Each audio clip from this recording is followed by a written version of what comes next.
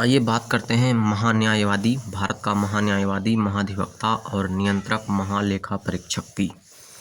भारत का महान्यायवादी भारत सरकार का प्रथम विधि अधिकारी या सलाहकार होता है। इसकी नियुक्ति राष्ट्रपति द्वारा की जाती है। महान्यायवादी के बारे में बात करते हैं, अटॉर्नी जनरल के बारे में। संबंधित अनुच्छेद है महान्यायवादी से अनुच्छेद 76। योग्यता चाहिए, उच्चतम न्यायालय का न्यायाधीश नियुक्त होने की अर्हता है। इनको मिलने वाला पारिश्रमिक जो होता है, ये राशि संविधान में तय नहीं है, ये राष्ट्रपति द्वारा निर्धारित होता है कि इनको कितना पारिश्रमिक दिया जाए। इसके बाद कार्यकाल इनका राष्ट्रपति के प्रसाद पर्यंत चलता है। इनका कार्यकाल, विशेषता इनकी होती है संसद के दोनों सदनों की कार्यवाही में उपस्थित होने एवं बोलने का अधिकार, लेकिन इनको मत देने का अधिकार नहीं होता है। भारत के पहले अटॉर्नी जनरल MC सीतलवाड़ थे। आइए अब बात करते हैं महाधिवक्ता मतलब एडवोकेट जनरल के बारे में।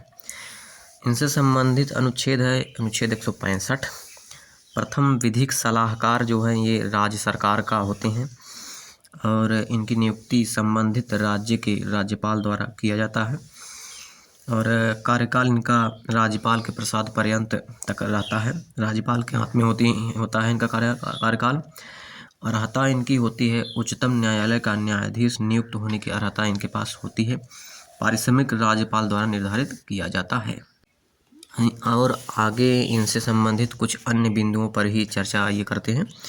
भारत के नियंत्रक महालेखा परीक्षक के लेखा परीक्षा प्रतिवेदन रिपोर्ट की जांच करती है। कौन करता है? लोक लेखा समिति करती है। इसके बाद कह रहे हैं कि केंद्र सरकार के लेखांकन के कार्य से CAG को अलग किया गया। कब किया गया? वर्ष 1976 में। तो आज हमारी चर्चा रही जो है महान्यायवादी महाधिवक्ता के बारे में। इसके बाद चर्चा करते हैं नियंत्रक महालेखा परीक्षक CAG के बारे में। तो इनसे संबंधित संवैधानिक प्रावधान है अनुच्छेद 148 से 151 के अंतर्गत संवैधानिक प्रावधान है। इनकी नियुक्ति जो है राष्ट्रपति द्वारा की जाती है। नियंत्रक महालेखा परीक्षक CAG की इनका वेतन जो होता है वो सर्वोच्च न्यायालय के न्यायाधीश के समान होता है।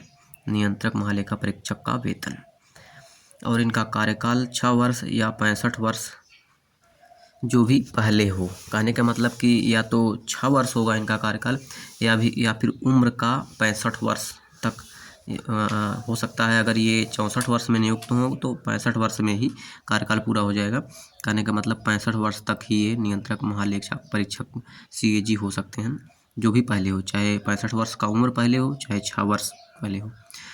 इसके बाद इनका कार्य जो है दिया है संघ एवं राज्यों के लेखाओं का संकलन करना। इसके बाद लेखाओं को तैयार करना और राष्ट्रपति को, राज्यों के उपराज्यपालों को और जिन संघ राज्य क्षेत्रों में विधानसभाएं हैं उनके प्रशासन को भेजना जो है इनका कार्य है। और रिपोर्ट सौंपता है। ये रिपोर्ट किसको सौंपते हैं? राष्ट्रपति को केंद्र के लेखों की रिपोर्ट सौंपते हैं और राज्यपाल को राज्य के लेखों की रिपोर्ट सौंपते हैं। तो नियंत्रक महालेखा परीक्षक की नियुक्ति, वेतन, कार्यकाल, कार्य, संवैधानिक प्रावधान, ये सब आज चर्चा रहा। इनसे संबंधित कुछ रोचक जानकारियां भी हैं, आइए देखते हैं। राज्य सरकार का प्रथम कानूनी सलाहकार होता है महाधिवक्ता, एडवोकेट जनरल।